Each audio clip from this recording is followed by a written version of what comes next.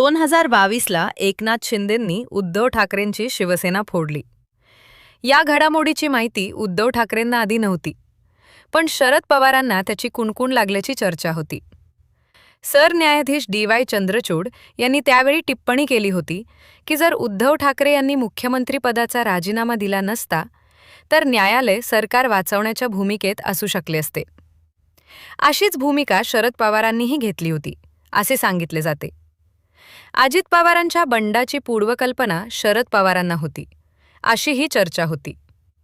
आणि आता 2026मध्ये ठाकरे गटाचे 6 खासदार फुटल्यानंतर त्यामागील घडामोडींची माहितीही पवार गटाला आधीच मिळाल्याचा दावा केला जातो. त्यामुळे ही योजना सक्रिय होण्यापूर्वीच ती निष्क्रिय करण्यासाठी ठाकरे प्रयत्न करत होते असे बोलले जाते. थोडक्यात ठाकरे गटासोबत जे काही घडले त्यामागील अनेक गोष्टी शरद पवारांना आधीच माहीत होत्या असा राजकीय वर्तुळात दावा आहे. त्यामुळे आता राष्ट्रवादी काँग्रेस शरदचंद्र पवार गटासोबत काही घडणार असेल तर त्याचीही माहिती शरद पवारांना आधीपासूनच असू शकते आणि तेही फूट रोखण्यासाठी एखादी मोठी खेळी खेळू शकतात अशी चर्चा सुरू आहे. याच पार्श्वभूमीवर आजचा विषय महत्त्वाचा ठरतो. सध्या महाराष्ट्राच्या राजकारणात खासदार फोडाफोडीची नवी स्क्रिप्ट लिहिली जात असल्याच्या चर्चा सुरू आहेत. एकीकडे एकनाथ शिंदे सक्रिय झाले आहेत तर दुसरीकडे अजित पवार गटही हालचाली करत असल्याचे दिसत आहे. सध्या केंद्रात एकनाथ शिंदे गटाला एक मंत्रिपद मिळाले आहे, मात्र अजित पवार गटाकडे केवळ एक खासदार असल्याने त्यांना अद्याप केंद्रीय मंत्रिपद मिळालेले नाही. त्यामुळे शिंदे गटाच्या तुलनेत त्यांचे स्थान दुय्यम असल्याचे मानले जाते. ठाकरे गटाचे 6 खासदार फुटल्यानंतर आता शरद पवार गटातील खासदारांशी संपर्क सुरू असल्याची चर्चा रंगली आहे. आपल्या गटातील खासदार एकनाथ शिंदे पळवतील या भीतीने सुनेत्रा पवार यांनी केंद्रीय गृहमंत्री अमित शहा यांची भेट घेतल्याची माहिती समोर आली. या भेटीत अर्थखात्याबरोबरच शरद पवार गटातील खासदारांच्या भवितव्यावरही चर्चा झाल्याचा दावा केला जात आहे. आता या सगळ्या घडामोडींमध्ये शरद पवार गटातील 8 पैकी 5 खासदार अजित पवार गटाच्या संपर्कात असल्याची जोरदार चर्चा सुरू आहे. या चर्चेमागे केवळ संख्याबळ वाढवण्याचा उद्देश नाही, तर दिल्लीतील सत्तेतील वाटाही महत्त्वाचा असल्याचे बोलले जाते. सूत्रांच्या माहितीनुसार या संपूर्ण मोहिमेची पहिली कल्पना एकनाथ शिंदे गटात तयार झाली होती. ठाकरे गटानंतर शरद पवार गटातील खासदारांना आपल्या बाजूला आणून महायुतीमध्ये स्वतःचे वजन वाढवण्याचा शिंदे गटाचा प्रयत्न होता.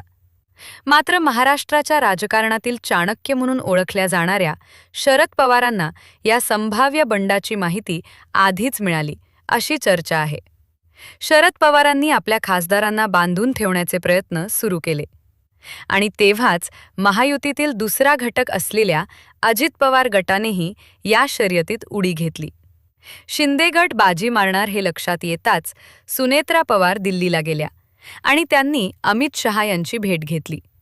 या भेटीत केवळ अर्थखात्याबद्दल चर्चा झाली नाही, तर शरद पवार गटातील 5 खासदारांना आपल्या गटात आणण्याची रणनीतीही मांडली गेल्याची माहिती दिली जाते.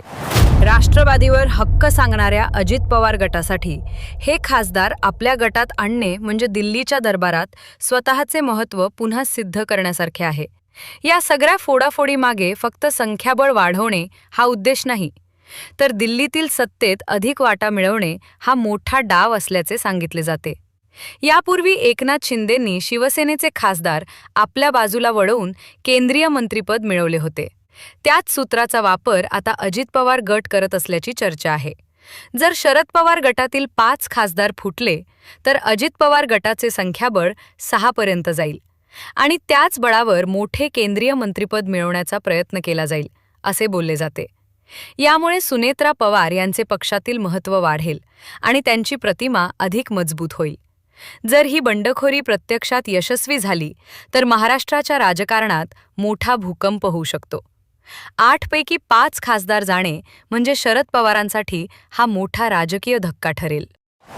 लयापूर्वी शरद पवार गट काँग्रेसमध्ये विलीन होणार अशा चर्चा सुरू होत्या, पण घडले उलटे. उद्धव ठाकरे काँग्रेसमध्ये जाणार या चर्चेच्या पार्श्वभूमीवर त्यांचेच खासदार फुटले. त्यामुळे आता शरद पवार गटातील खासदारांसमोरही नवी राजकीय संधी उभी राहिल्याचे बोलले जात आहे. शिंदे गट आणि अजित पवार गट यांच्यात सुरू असलेली ही स्पर्धा भविष्यात महायुतीतील अंतर्गत तणाव वाढवू शकते. भाजपच्या केंद्रीय नेतृत्वासमोर आपले महत्त्व वाढवण्यासाठी हा सगळा खटाटोप सुरू असल्याचे मानले जाते. महाराष्ट्राच्या राजकारणात दिसतं तसं नसतं. हा नियम वारंवार लागू होताना दिसतो आणि शरद पवारांच्या बाबतीत तर तो अधिकच लागू होतो असे अनेकांचे मत आहे.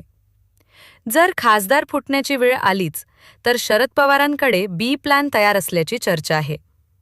पहिला पर्याय म्हणजे काँग्रेसमध्ये विलिनीकरण. दुसरा पर्याय म्हणजे अजित पवार गटासोबत पुन्हा एकत्र येणे आणि तिसरा पर्याय म्हणजे भाजपसोबत थेट युती किंवा पक्षाचे विलिनीकरण. शरद पवारांचे एक जुने वक्तव्यही चर्चेत आले होते.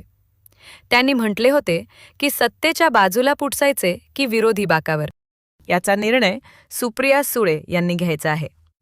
तसेच पक्षातील काही आमदार आणि नेत्यांचे मत अजित पवारांसोबत जाण्याच्या बाजूने असल्याचंही त्यांनी सांगितले होते. मात्र सुनेत्रा पवार किंवा अजित पवार गट विलिनीकरणासाठी पुढाकार घेत नाहीत असे झाल्यास शरद पवार आणखी एखादा वेगळा डाव खेळू शकतात अशी चर्चा सुरू आहे. पण एक गोष्ट निश्चित आहे, जर फूट घडणार असेल तर ती थांबवणे कठीण असते. सत्तेची चव लागल्यानंतर अनेक आमदार आणि खासदार वेगळा मार्ग स्वीकारतात असे राजकारणात अनेकदा पाहायला मिळाले आहे. म्हणूनच आता सर्वांच्या नजरा शरद पवारांच्या पुढच्या खेळीवर लागल्या आहेत. तेही संभाव्य फूट रोखतील का? की महाराष्ट्राच्या राजकारणात आणखी एक मोठा भूकंप होणार? तुम्हाला काय वाटतं? शरद पवार आपल्या गटातील संभाव्य फूट रोखण्यात यशस्वी होतील का? तुमचं मत कमेंट्समध्ये नक्की सांगा. विषय आवडला असेल तर जास्तीत जास्त लोकांपर्यंत शेअर करा. जय महाराष्ट्र.